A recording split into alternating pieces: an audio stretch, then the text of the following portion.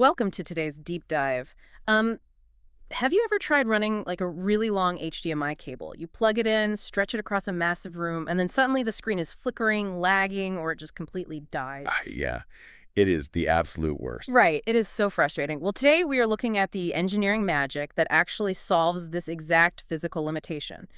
We are decoding the Atlona HT-AIM-70-TX. Which is a 70-meter HD-based extender sender. Exactly.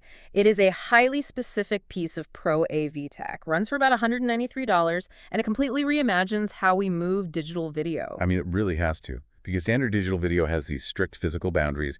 It's basically a binary problem. You cross a certain cable length, and the signal just, degrades. It falls apart. It just drops off a cliff. Exactly. So what this device does is it takes that high-bandwidth HDMI signal and cleanly converts it so it can run over everyday network cables.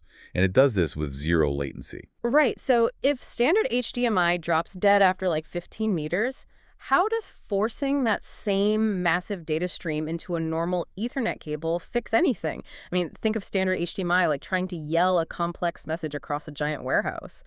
The echoes and distance eventually make it totally unintelligible. That is a really good way to picture it, yeah. So does this transmitter act like, I don't know, writing that message down, putting it in a pneumatic tube, and sending it perfectly intact to the other side? That is exactly the mechanism. It uses HDBaseT technology to repacketize that really delicate, uncompressed HDMI signal. It translates the video into a much more robust format. Okay, so it protects the data. Yeah, one that is specifically designed to survive long distances over twisted pair copper wires without losing data. And the results are actually super impressive. Using just a standard CT6 cable, this transmitter pushes 4K UHD video at 60 Hz. Yeah, and specifically it uses 4.2.0 chroma subsampling at 8-bit.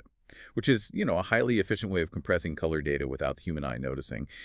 And it pushes that up to 35 meters, drop the resolution to 1080p, and you get up to 60 meters. So if standard CT6 gets us 35 meters for 4K, it stands to reason that shielding the cable better would help. Like stepping up to Cat6A or SAT7, that stops the signal crosstalk and buys us even more distance. Spot on. The better the physical tracks, the further the signal can travel cleanly. So with Cat6A or Cat7, you push those physical limits to 40 meters for 4K video. Yeah. And a massive 70 meters for 1080p. I am looking at this standard Ethernet cable right now, though, and it is tiny compared to a thick HDMI cord. I get that the repacketizing handles the video, but aren't we creating a bottleneck here? How do you mean? Well, if we are shoving all that heavy, high-res visual data down this narrow pipe, where is the bandwidth for the audio? Or, like, the remote control signals? Are we sacrificing those? No. That is the beauty of the HDBaseT standard. It is not just a video pipe. It is really a complete command center. It handles audio embedding effortlessly right alongside the video. Oh, nice. Plus, it manages all the critical handshake protocols seamlessly. It supports HDCP 2.2, ensuring those high-definition copy protection requirements are met.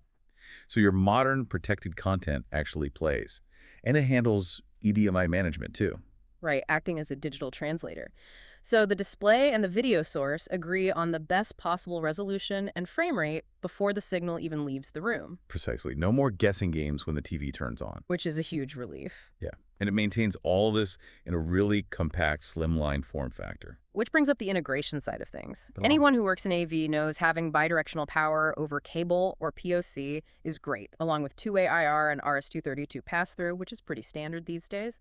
But seeing it executed in a slimline transmitter at a sub-$200 price point is notable. It really is. I mean, POC means you just don't need a bulky power outlet at both ends of the cable run. The power just travels right alongside the video and control data. That saves so much time and hassle. So much.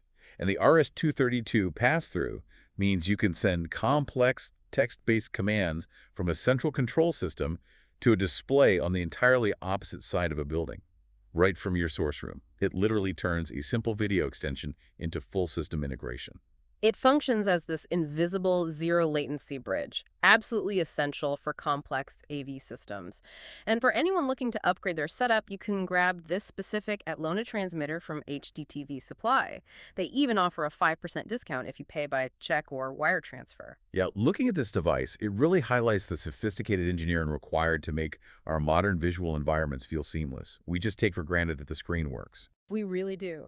So next time you are sitting in a massive sports bar or walking into a corporate venue and you marvel at those perfectly synchronized displays, look past the screen itself. Think about that invisible, hidden infrastructure working silently behind the walls to make the visual magic happen. And ask yourself this: if we are already pushing pristine 4K over 70 meters of twisted copper wire today, how long until our wireless networks evolve enough to make even these hidden Ethernet cables obsolete?